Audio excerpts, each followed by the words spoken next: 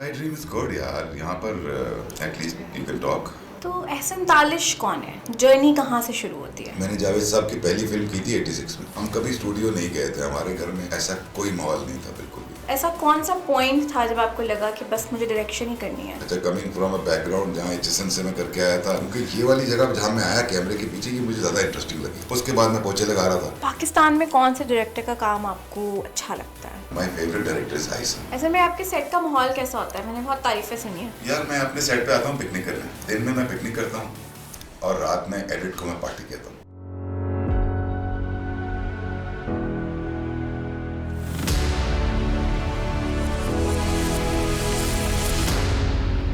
अस्सलाम वालेकुम and hello, मैं हूं Sania. Welcome to another episode of I dream lab.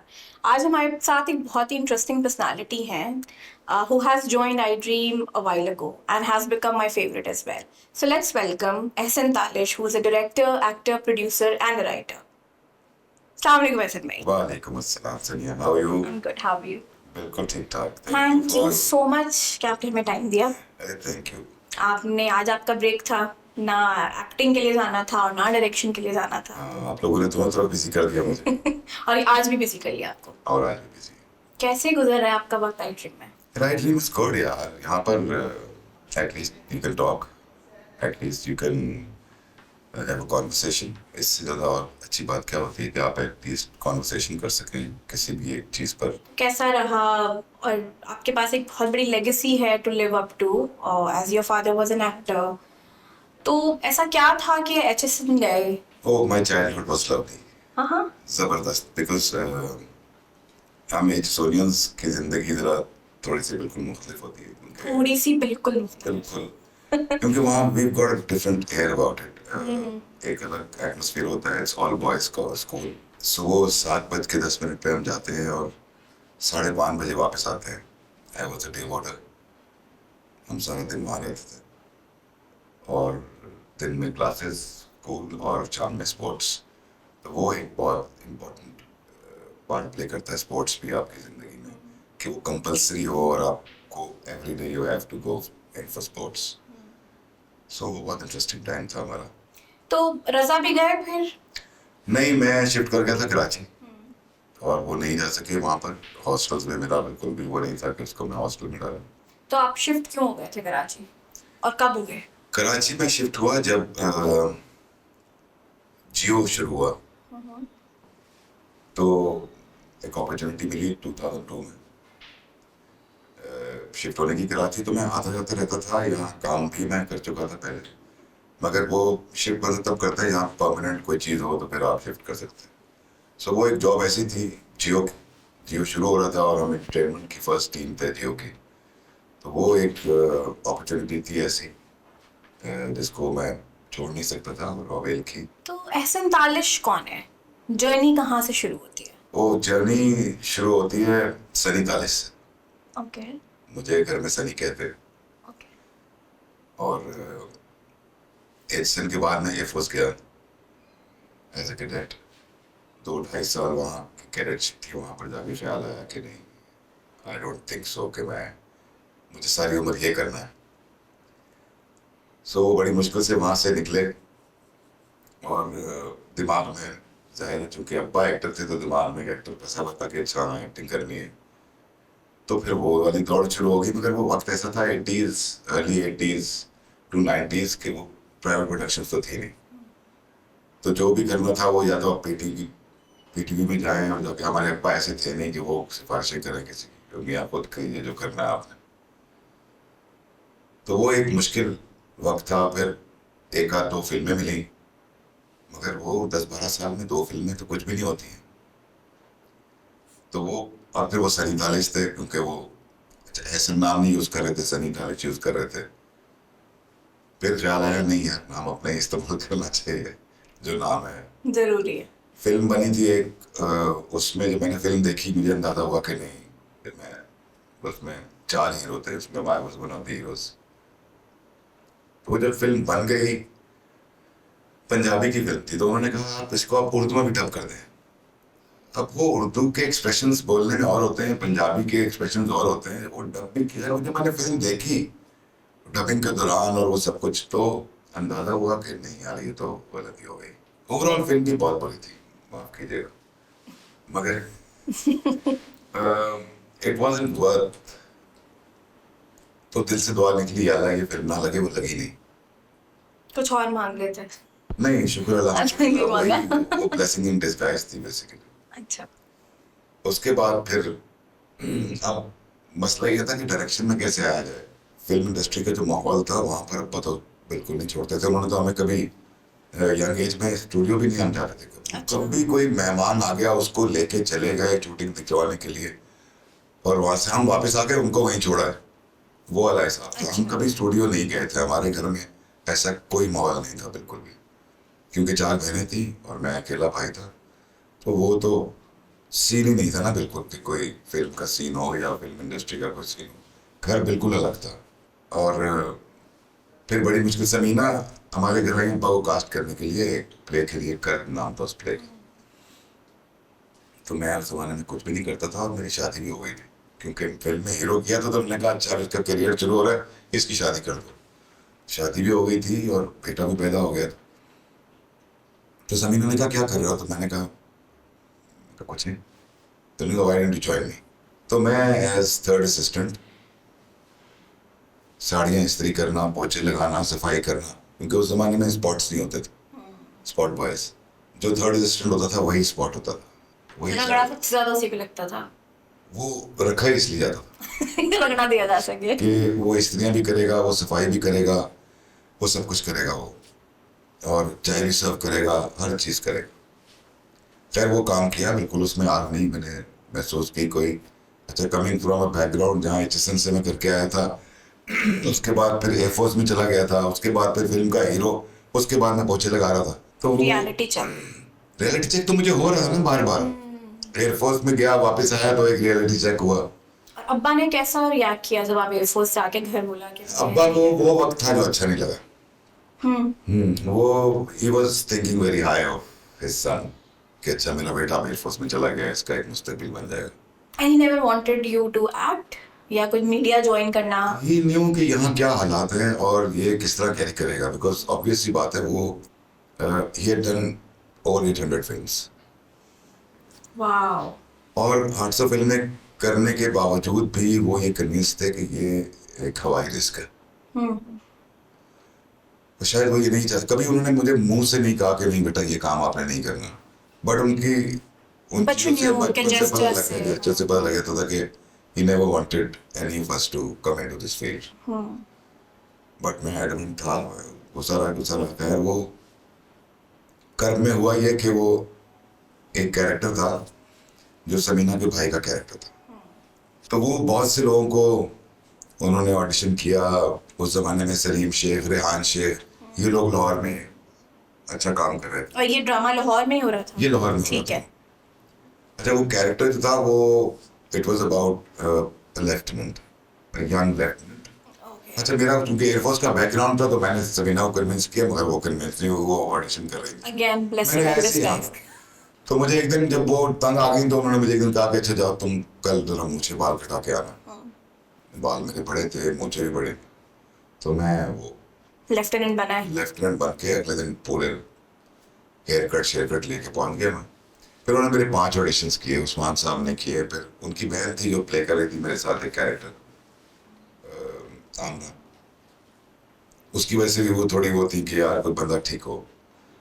खैर वो इवेंचुअली पता नहीं क्या हुआ, वो कन्विंस हो गई कि अच्छा you can do this character. वो फिर ओवरनाइट जब चला, अब मैं थर्ड असिस्टेंट भी था, मैं साड़ियाँ भी इस्त्री करता था, मैं यूनिफॉर्म पहन के साड़ियाँ इस्त्री कर रहा था। तो अच्छा, वो वक्त PTV का दौर था, वो 95, हम ओवरनाइट हीरो बन गए। हालात हमारे वो वाले थे नहीं, हीरो वाले, मगर वो जब वैनों में सफ़र करना तो एक में से मुंह निकाल के बंदा कह रहा आप ड्रामों में काम करते हैं, तो बंदा अगले स्टॉप पे उतर जाता था कि यार आपने लाहौर की अगर वैन्स देखी हो तो बहुत बुरा हाल होता। तो खैर फिर मैंने कहा नहीं एक्टिंग, क्योंकि मैं उससे पहले जब मैंने वो फिल्म देखी थी तो मैंने एक्टिंग को कहा था नहीं यार कोई बात कर चुके थे। ऐसा कोई गलती है, या तुम्हारी आवाज़ अच्छी नहीं है, तुम्हारी शक्ल अच्छी नहीं है, तुम्हारा जिस्म अच्छा नहीं है, या कोई ऐसी चीज़ है which you don't have it, so acting thank you. So उसके बाद फिर मैंने एक्टिंग को हमेशा सेकेंडरी रखा। क्योंकि ये वाली जगह जहाँ मैं आया कैमरे के पीछे, ये मुझे ज़्यादा इंटरेस्टिंग लगी, because I had so much to do. मैं स्टिल फोटोग्राफी भी कर रहा था वहाँ पर, मैं वो सफाइयाँ भी कर रहा था, मैं कपड़े भी इस्त्री कर रहा था, उस बहुत सी चीज़ों का मुझे पता लग रहा था। फिर डायरेक्शन, फिर वहाँ जो हमारे एसोसिएट थे अंसारी साहब और टीपू सुल्तान, उनसे मैं जिस तरह सीख रहा था, thanks to all of them, जिन्होंने मेरी बहुत ज़्यादा हेल्प भी की समझाने में, बताने में। मगर फिर मैंने कहा नहीं, ये करियर इज बेटर कैमरे के पीछे, behind the camera. Behind the camera. और वहाँ से ये डायरेक्शन वाली जो कीड़ा था वो शुरू हुआ। फिर जब समीना ने, फिर मुझे बीच में प्लेस की ऑफर्स होने शुरू हो गए, क्योंकि वो घर एक्टिंग की। तो इस्लामाबाद से मैंने 2 प्लेस किए। वो एक प्राइवेट प्रोडक्शन था, जबर, वो पीटीवी का प्ले था अबाउट कश्मीर, और एक था आहन, वो वसी शाह का पहला प्ले था। तो वो हम आर्मी के कमांडोज थे, तो वहाँ भी मुझे वो आर्मी का बैकग्राउंड, एक edge मिल गया वो एज फिर से मिल गया मुझे। फिर मैंने कहा नहीं, अच्छा मुझे दूसरी बार आर्मी के लिए कास्ट हो रहा हूँ, अब मैं नहीं करूँगा ये। छाप लग जाएगी। फिर मुझे एक और आर्मी का कैरेक्टर ऑफर हुआ कहीं, मैंने कहा नहीं, thank you thank you thank you, no. तब तक समीना अपनी फिल्म शुरू कर रही थी, अच्छा। इंतहा। तो शी कॉल्ड मी अगेन कि भाई no come and assist me. तो उसमें I was the chief assistant director जो होता है। तो अब साड़ियाँ इस्त्री नहीं करनी थी। तो साड़ियाँ इस्त्री कर रही थी, मगर अब उससे भी ज़्यादा काम था उसमें, क्योंकि फिल्म का एसोसिएट जो होता है वो कोई और चीज़ होती है। अच्छा, वो आपके अंदर कुछ ना कुछ होता है। तो इंतहा में मैं I was the art director as well. तो मेरी फिर नॉमिनेशन हुई नेशनल अवार्ड की interesting. For the first film I did as an art director. तो 98 में वो नेशनल अवार्ड की नॉमिनेशन थी। मगर क्योंकि ये काम करना था, तो आर्ट की तरफ भी मैं कम ही गया। फिर मैं इस तरफ ही रहा। फिर मैं had my own production house, मैंने अपना रजिस्टर करवाया, आमिर तालिश प्रोडक्शंस। तब तक आमिर साहब डाइड, जब हम इंतहा कर रहे थे उसी के दौरान ही डाइड। तो फिर वहाँ से मैंने अपनी प्रोडक्शन भी शुरू कर दी, आमिर तालिश प्रोडक्शन से। हम 2-3 पार्टनर्स थे, हमने मिलके, डायरेक्शन मेरा काम होता था, सेलिंग मेरा काम होता था। तो वो अच्छे 2-3 हमने प्लेस बनाए, सीरीज बनाई, एनटीएम के लिए सीरीज। तो फिर वो पैसे की लत पड़ गई, क्योंकि उसमें अच्छा खासा पैसा कमाया हमने। वो असल में तो मैं टेलीफिल्म बना रहा था, मुझे बीच में पता लगा कि टेलीफिल्म में तो 200-250 पड़ी, बिकी नहीं रही। तो मैंने बीच में उसको ना करके 4 एपिसोड की सीरीज बना दिया। तो एक नया ट्रेंड निकला। वो एक नया ट्रेंड निकल आया। तो उनको मैंने जाके, जिन BMN को मैंने बेची, ताहिर खान साहब की कंपनी थी एक, तो वहाँ जाके उनको मैंने यही ऑप्शन दी कि मैं सीरीज बना रहा हूँ, कि 4-4 एपिसोड, 3-3 एपिसोड की कहानियाँ होंगी। तो उन्होंने एक रात के लिए नाम दे के उसको, और वो सीरीज शुरू कर दी। तो वो 8-10 एपिसोड वहाँ हमारे चले उनकी, और सीरीज चल रही थी ऑलरेडी। फिर आप फाइनली कराची आ गए। नहीं, मैं 3 सीरीज कर चुका था तब तक। और जियो में जब मैं आया था, तो मैं एज प्रोड्यूसर आया था, एज डायरेक्टर नहीं आया था, मैं एज प्रोड्यूसर आया था। तो आई वाज प्रोड्यूसिंग। तो एहसन भाई, ऐसा कौन सा पॉइंट था जब आपको लगा कि बस मुझे डायरेक्शन ही करनी है? जब मैं वो साड़ियाँ इस्त्री कर रहा था। तो आपको वो एक मोमेंट ऑफ अवेकनिंग हुई कि exactly, this is what you want. Yes, वो एक अपॉर्चुनिटी भी मिली मुझे वहाँ पर, कि अच्छा हाँ, बैक ऑफ कैमरा यार ये तो बहुत इंटरेस्टिंग है ज़्यादा। वहाँ तो आप सिर्फ एक कैरेक्टर क्रिएट कर रहे हैं, मगर पीछे आप क्या क्या क्रिएट कर रहे हैं, वो सिर्फ हम जब पीछे होते हैं तभी जानते हैं, आप भी जानते हैं कैसे हम क्रिएट करते हैं सब चीज़ें। हर कैरेक्टर आप प्ले कर रहे होते हैं एज ए डायरेक्टर, आप as a writer, as a concept writer, आप भी तो हर कैरेक्टर प्ले कर रही होती है, लिखवा रही होती है, लिख रही होती है। तो ये ज़्यादा इंटरेस्टिंग होता है, बजाय इसके कि आप एक ही कैरेक्टर को पढ़ के चल रहे हो। सो मल्टी डायमेंशनल चीज़ें, वो मुझे ज़्यादा पसंद आया कि एक काम नहीं आया, ये तो 5-6 काम है एक साथ ही कर रहा है बंदा। लेकिन फिर भी एक पॉइंट पे आप एक्टिंग कर रहे थे, आप स्क्रीन पर थे, आपको एक्नॉलेजमेंट मिल रही, लोग जानते थे, और एक ये काम था जिसमें किसी को पता भी नहीं होता कि डायरेक्टर या राइटर या क्रू जो है वो क्या कर रहा होता है। तो वो अच्छा, नहीं मतलब क्या एक्टिंग और जो शोहरत और ये वो सब हम देख चुके थे घर में। अच्छा, अब्बा की वजह से। अब्बा की वजह से वो हमने बहुत देख ली थी, तो शोहरत की इतनी वो नहीं थी मुझे कि यार। उसके बाद जब कर्म जब हिट हुआ था और आहन हिट हुआ, और उसके बाद जो हमारे हालात थे उस वक्त, क्योंकि इंडस्ट्री तो बिल्कुल तबाह हो गई थी, तो हम वैगनों में सफ़र करते थे, सीरियसली स्पीकिंग। तो वो प्रिवेसी बिल्कुल ही ख़त्म हो जाती है आपकी। अच्छा, फिर जो हालात थे उसमें उस जमाने में, तो आप उस तरह कैरी नहीं कर सकते थे अपने आप को। आपको एक्टर को लोग पता नहीं क्या समझ रहे होते हैं कि वो क्या चीज़ है वो। और हर कोई पूछता था, अच्छा एक्टिंग करते हैं और क्या काम करते हैं, काम क्या करते हैं आप। इवन हमारे अब्बा से भी पूछते थे, हमसे भी पूछते थे कि अच्छा आप एक्टिंग करते हैं और क्या करते हैं अब्बा। तो ये वाला सीन था बेसिकली। तो एक्टिंग को करियर बनाना उस जमाने में बहुत मुश्किल काम था। तो जब वो फिल्म जो आपने एक पंजाबी फिल्म की, उसके बाद वो नहीं चली, जो भी हुआ, तो किसी पॉइंट पे डिमोटिवेट हो गए कि यार बस I think I should do something else now. Exactly मैं बता रहा हूँ ना, जब मैंने वो डबिंग के दौरान और फिर वो जो फिल्म देखी सारी, मैं बहुत डिमोटिवेट हुआ। और आप शुक्र करते हैं कि नहीं लगी।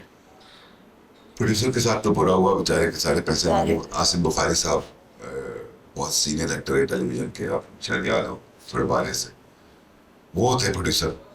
उनका सारा पैसा बेचारे का तबाह बर्बाद हुआ। मगर यह है कि वो गलत चीज़ों पर उन्होंने पैसा लगाया था, उसके साथ तो ये होना था शायद। आपने जितना भी बताया, तो I think and I what I understood is कि आपने जितनी भी डायरेक्शन की, सीखी, वो ओवर द इयर्स अपने एक्सपीरियंस से सीखी। तो आपने कोई उसकी पढ़ाई या किसी स्कूल? नहीं, सीरियसली जब मैं I wanted to go to NCA, जब मैंने वो फर्स्ट छोड़ी और फिर आके यहाँ ग्रेजुएशन की और सब कुछ। अच्छा, उससे पहले मैं अगर सबसे कहता रहा अब्बा से कि मेरी कोशिश ये है कि मैं एनसीए चला जाऊँ। तो मैंने कहा नहीं भैया, आप जिस फील्ड में जा रहे हैं आप पहले ना वहाँ, चूंकि उस जमाने में डिप्लोमा होता था, एनसीए का डिग्री नहीं थी। तो अब्बा उस टाइम हयात थे? उस टाइम याद थे। ठीक है। तो उन्होंने कहा नहीं भैया, आप जिस फील्ड में जाना है आप पहले ना पढ़ लिख लें, कुछ थोड़े कम से कम ग्रेजुएट ही कर लें, क्योंकि आप जो कोशिश कर रहे हैं वहाँ पर पहले ही बहुत जाहिल है। तो एक जाहिल का इजाफा कम से कम मैं तो नहीं चाहूँगा कि हो। तो बाय द टाइम मैंने ग्रेजुएशन करके मैं एनसी का, तो पता लगा वहाँ एज लिमिट है। वो those were the only 3 years जहाँ एज लिमिट लगा दी थी उन्होंने। उसके बाद वो कब खत्म हुई फिर तो मैं गया ही नहीं हूँ दोबारा। और 2-3 साल के लिए उन्होंने एज लिमिट लगाई थी 21 years। तो I was 22 at that time.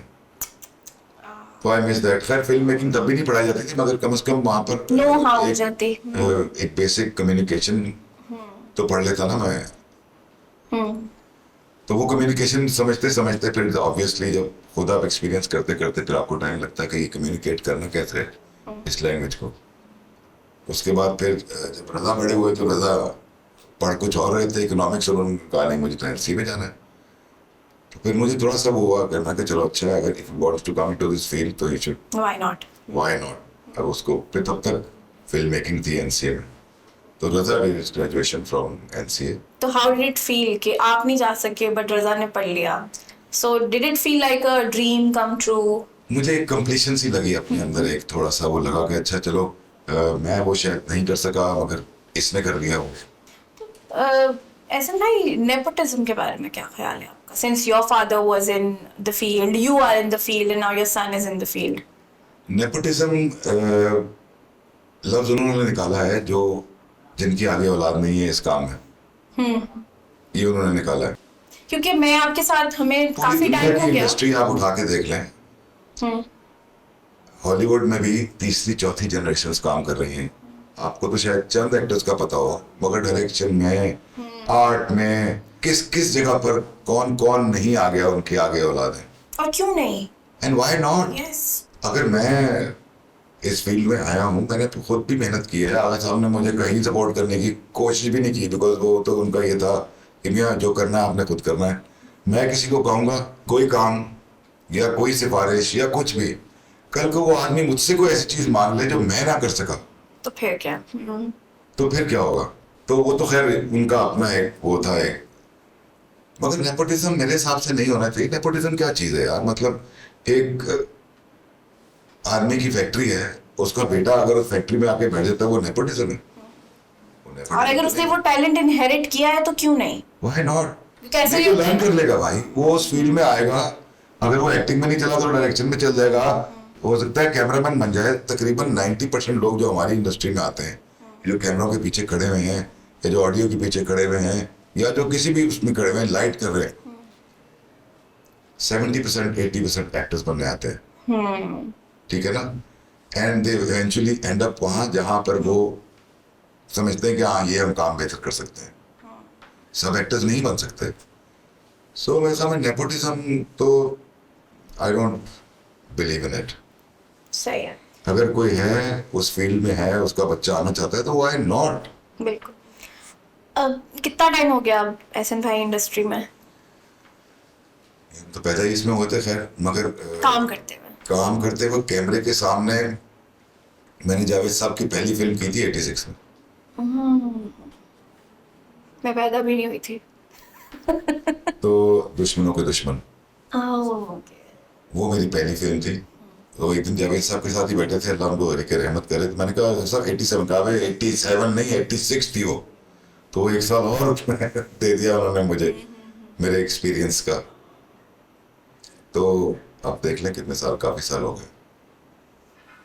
Yes, काफी काफी साल। साल हो गए। I stop counting it.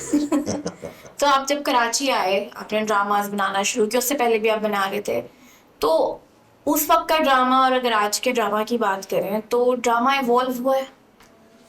Drama evolve हुआ है, लोग इवॉल्व नहीं हो रहे। जो ड्रामा से मुंसलिक लोग हैं ना, वो इवॉल्व नहीं हो रहे। अभी हम थोड़ी देर पहले जो डिस्कस कर रहे थे, आप नेटफ्लिक्स की और अमेजोन प्राइम की और उनकी जो स्क्रीन प्ले है, आप उनकी बात कर रहे थे। They created those writers. मतलब परवेज मलिक साहब हमारे एक सबसे बड़े डायरेक्टर थे। वो अर्ली 60s में, लेट 50s में हॉलीवुड से पढ़ के आए थे फिल्म मेकिंग। उसके बाद मुझे बताएं कौन गया, किसने अपने बच्चों को भेजा पढ़ने के लिए यहाँ पर? हार्डली किसी हो। अब रुझान है, अब बन रहा है रुझान, ये लेट 90s अर्ली 2000s में, और अब स्पेशली फिल्म स्कूल्स बनना शुरू अब हर हुए। यूनिवर्सिटी में ये लाजिम हो गया है कि आप एक फिल्म मेकिंग जरूर होगी, है ना, मीडिया साइंसेस की क्लास होगी या फिल्म मेकिंग की क्लास होगी, अब ये कंपल्सरी हो गया। सो वो बच्चे पढ़ते हैं, फिर उनमें वो बाहर भी जाते हैं पढ़ने के लिए। कुछ स्क्रीन प्ले बहुत कम लोग पढ़ रहे हैं। अब इंडिया में चूंकि ये रुझान था और इतनी बड़ी इंडस्ट्री थी, और वहाँ इस काम को उस तरीके से बुरा नहीं समझा जाता जैसे हमारे पाकिस्तान में है। क्योंकि हम चूंकि बचपन से इस फील्ड में होंगे, सबको पता है ये तालिश का बेटे हैं। तो ऐसे ऐसे सवालों के जवाब देने पड़े हमें, और ऐसे ऐसे सवाल सुनने पड़े जिनके जवाब भी नहीं थे हमारे पास। क्योंकि ये हमारे यहाँ इस काम को कुछ और तरीके से समझा जाता है। वो नाम नहीं लूंगा, वो लफ्ज़ नहीं इस्तेमाल करूंगा जो लोग इस्तेमाल करते हैं इस फील्ड के लिए, क्योंकि मैं वो लफ्ज़ इस्तेमाल करना ही नहीं चाहता हूँ, कोई गलत है, होना भी नहीं चाहिए। वो होना भी नहीं चाहिए। पहले तो एक सर्टन ग्रुप ऑफ पीपल थे जो इस इंडस्ट्री से मुंसलिक थे, और वही रहते थे, वही करते थे काम, और बाहर से लोग बहुत कम आते थे। जो आते थे वो उनको भी वही उसी उसमें खड़ा कर दिया जाता था कि यार ये लेबल दे दिया लेबल नहीं दिया था। मगर अब थिंग्स आर डिफरेंट। अब तो बहुत अच्छी अच्छी फैमिली से, सब जगह से लोग कॉमनली आ रहे हैं, बहुत ज़्यादा पढ़ के आते हैं, बिल्कुल। और शायद इन कमिंग ईयर्स कुछ समझ आ जाए, बिकॉज देखिए इन्वॉल्वमेंट, जितनी पैसे की इन्वॉल्वमेंट है इसके बीच में पूरी दुनिया में, हमारे यहाँ वो आउटकम उतना नहीं है जितना दुनिया भर में। For a single player. आप प्रोड्यूसर हैं, समथिंग डिफरेंट, आप चैनल हैं, something different, but single player के लिए यहाँ पर कोई एक्टर है या राइटर है, या उसके लिए कोई सेफ एंड नहीं है, कोई रॉयल्टीज नहीं है। तो आप किस तरह अपना फ्यूचर सेव करेंगे यहाँ पर? वो हवाई रिस्क तो हवाई रिस्क ही रहेगा ना फिर। वो कब तक हवाई रहेगा? इनको कुछ ना कुछ तो करना पड़ेगा इसके साथ कि लोग सीरियसली इन्वॉल्व हो जाएं इसमें। कुछ जाहिर सी बात है, अगर मैं आज कोई चीज़ लिखता हूँ या बनाता हूँ तो मुझे मेरे मरने तक उसकी रॉयल्टी आती रहेगी, जब तक वो चलता रहेगा। एहसन भाई, आई ड्रीम के साथ जर्नी कैसे शुरू हुई आपकी और कैसी चल रही है? यार ये बहुत कंफर्टेबल है यहाँ पर। अच्छा। सब चैनल्स के साथ ही काम करता हूँ, सब बहुत अच्छे लोग हैं। इससे पहले मैं जियो के साथ कर रहा था, वहाँ भी बड़ा कंफर्टेबल माहौल था। और अब्दुल्ला और थे दोनों पीछे थे, किस तरीके से मेरे हमारे लिए भी करें काम, क्योंकि काफ़ी अर्से से मैंने के लिए काम नहीं किया था। तकरीबन कोई 10 साल से नहीं किया था काम। क्यों? कहीं और बिजी था, वो समाओ हो नहीं रहा था कुछ, बन नहीं पा रहा। बन नहीं पा रहा था कुछ, बिकॉज 2-3 साल मैंने हम के साथ काम किया, फिर 2-3 साल मैंने जियो के साथ काम किया, और उससे पहले मैं फ्रीलांस ही बिल्कुल कर रहा था। अभी भी खैर फ्रीलांस ही हूँ एक लिहाज से, मगर ये है कि कमिटमेंट्स होती हैं फिर आपकी, फिर आप जब कमिट कर लेते हैं तो फिर वो कमिटमेंट्स पूरी करनी होती है। हम्म। तो इधर अब्दुल्ला सीजा के साथ जो एक रिलेशन है, जेजे के साथ एक रिलेशन है, ये बहुत पुराना है, गोज बैक ईयर्स ईयर्स, 15-16 साल पुराना एक रिलेशन है। जब जेजे थे वो एवरग्रीन के लिए काम कर रहे थे, तो वहाँ एक सीरियल ने किया था, तो वहाँ एक बड़ी अच्छी हमारी अंडरस्टैंडिंग थी हमेशा से। फिर जब मैंने इनिशियली जियो छोड़ा था 2-2.5 साल करने के बाद, तो पहले सबसे पहले तो एयर वाई के साथ ही काम किया था, और क्योंकि इनिशियली मेरा जो उस वक्त सेकंड सीरियल था इन 2000, वो हमने लंदन में किया था, राग, वो एयर वाई पे चला था इन 2000। अब क्यों नहीं बनते ऐसे ड्रामास के बाहर जाया जा सके और टीम भी जा सके? लिखवाएं, जॉब लिखवाएंगी तो जाएंगी। डन है, बस अगला प्रोजेक्ट अब कर रहे हैं। अब्दुल्ला सुन ले हम, मैंने अब्दुल्ला ने मुझे कहना है कहाँ से। ऐसे में आपके सेट का माहौल कैसा होता है? मैंने बहुत तारीफें सुनी है। यार मैं अपने सेट पे आता हूँ पिकनिक करने। अच्छा। दिन में मैं पिकनिक करता हूँ और रात में एडिट को मैं पार्टी करता हूँ। सो मैं दिन में पिकनिक करता हूँ और रात में पार्टी करता हूँ, बिकॉज ये काम ऐसा है कि ये आप ना सर पे चढ़ा के नहीं कर सकते काम, टेंशन में नहीं कर सकते काम, क्रिएटिव काम है। आमद होती है तो हम काम करते हैं, और कभी कभार दिन में भी कोई एक्टर्स पंगा कर दें, कोई छोटी सी चीज़ भी करते हैं, तो मेरे पे वो मैं डायरेक्टली बहुत ज़्यादा इन्फ्लुएंस होता हूँ उससे। तो मैं कोशिश करता हूँ कि बहुत लाइट रहे मेरा माहौल सेट का, मजाक करते करते में ही आप अच्छा काम कर सकते हैं मेरे हिसाब से। टेंशन में मुझसे काम नहीं हो सकता, कभी भी नहीं हो सकता। अच्छा काम जो मैं समझता हूँ कि मेरे मतलब का काम, वो मुझे बहुत लाइटली करना हो। सही। अच्छा, ऐसी कोई चीज आपके सेट पे जिसपे आप कॉम्प्रोमाइज नहीं कर सकते, जिसपे आपका जो है वो मीटर भी घूम सकता है और आप सेट छोड़ के भी जा सकते हैं, ऐसा क्या है? यार अब थिंग्स आर वेरी डिफरेंट। अब मैं सेट छोड़ के नहीं जाता, पहले चला जाता। अब लोग भी समझदार हो गए हैं, प्रोडक्शंस जो हैं वो इस चीज़ को रियलाइज कर गई कि जहाँ अगर एक दिन काम ना हो शूट पर तो कितना नुकसान होता है। और अगर आप एज डायरेक्टर ये सोच रहे हैं, ये नहीं सोच रहे कि यार प्रोड्यूसर को कितना नुकसान हो रहा है, तो फिर आप अपने साथ भी जस्टिफाइड नहीं हैं और आप प्रोड्यूसर के साथ भी नाइंसाफी कर रहे हैं। तो कोशिश तो यही होती है कि जो चीज़ सोची है वैसे ही हो जाए, और ये obviously thanks to the production team always, कि वो एक स्टेप अहेड रहती है और वो तमाम चीज़ें जो चाहिए होती हैं नहीं हो रही होती, तो फिर मैं खुद कूद जाता हूँ बीच में। और जो मेरी एक आदत है हमेशा से, क्योंकि जाहिर है थर्ड असिस्टेंट भी रहा, सेकंड असिस्टेंट भी रहा और प्रोडक्शन भी की है, तो वो अंदाज़ा होता है कि अच्छा हाँ, इसको किस तरीके से आप मैनेज करके निकल सकते हैं इस वक्त यहाँ से, जिससे आपकी प्रोडक्शन पे फ़र्क भी ना पड़े, आपकी क्रिएटिविटी भी फर्क ना पड़े, और एंड ऑफ द डे चीज़ भी अच्छी निकल के आ जाए। तो एक म्यूचुअल है। आई रिमेम्बर कुछ दिन पहले आप एक फिल्म के बारे में कुछ जिक्र कर रहे थे, कोई इंग्लिश मूवी थी, हॉलीवुड प्रॉबेबली। तो आप उसकी डायरेक्शन के ऊपर ना बहुत क्रिटिकली हम लोगों की डिस्कशन कुछ हो रही थी। तो are you one of those directors जो इवॉल्व हुए हैं वक्त के साथ, जिन्होंने दूसरों का काम देखकर सीखने की भी कोशिश की और अपनी गलतियों को भी असेस किया, या आप हैं कि बस जो कर रहा हूँ मुझे पता है मैं सही कर रहा हूँ? देखें, अगर आप इवॉल्व नहीं कर रहे हैं विद टाइम, मैं 86 से कर रहा हूँ काम, और 95 से कैमरे के पीछे कर रहा हूँ काम। अगर मैं इवॉल्व नहीं करूँगा तो बड़ा कम्पेटिटिव है यहाँ पर सब कुछ। आई शुड नो नया कैमरा कौन सा आया है, नई टेक्निक्स क्या चल रही हैं, वो सब चीज़ें मुझे नहीं पता। स्क्रीन प्लेस किस तरह दुनिया में बदल रहे हैं, फॉर्मेट्स किस तरह चेंज हो रहे हैं, तो फिर तो मैं कब का ख़त्म हो चुका होता। तो इवॉल्व होना तो बहुत ज़रूरी है। एवोल्यूशन तो ये तो लाइफ है। अगर आप इवॉल्व नहीं कर रहे हैं और आप स्टैग्नेंट हो गए हैं, तो मेरे ख्याल में वो तो डेथ है for director, for anybody for that matter. Pakistan में कौन से डायरेक्टर का काम आपको अच्छा लगता है? यार यहाँ बहुत अच्छे अच्छे डायरेक्टर्स हैं जो my favourite director is हाइसन okay television उनकी फिल्म पे तो रियाज शाहिद साहब थे, शवाब किरानी साहब थे, ये बड़े डायरेक्टर जिनको मैं समझता हूँ। बाकी कम हैं ऐसे जिनसे जो इंस्पायर करें आपको। ये कुछ नाम ऐसे हैं जिन्होंने मुझे बहुत इंस्पायर किया है। किशन भाई, ओवर द इयर्स हमने देखा है जब से इंटरनेट बहुत ज़्यादा पाकिस्तान के अंदर पेनिट्रेट कर चुका, तो क्रिटिक्स भी बहुत ज़्यादा आना शुरू हो गए। अब ऐसे लोग भी क्रिटिक कर रहे होते हैं आपके काम को एनालाइज कर रहे होते हैं, उस पर कमेंट्स कर रहे होते हैं, जिनका खुद उस चीज़ से कोई ताल्लुक ही नहीं होता, एक दिन भी उस कैमरा के पीछे नहीं रहे होते। तो क्या वो चीज़ें डिमोटिवेट करती हैं या आप उसको बिल्कुल सर पे सवाल ही नहीं करते हैं, या कभी कोई फर्क ही नहीं पड़ा इन चीज़ों से?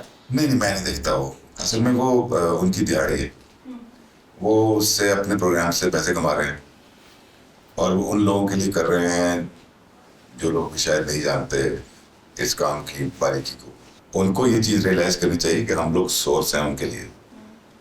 अगर हम लोग ये काम ना करें, ये काम बंद हो जाए तो उनका भी तो काम बंद हो जाएगा। ऐसा ही है हकीकत। तो ठीक है, वो चलता है। रिस्क है उनका, उनको मिल रहा है, हमें हमारा रिस्क मिल रहा है।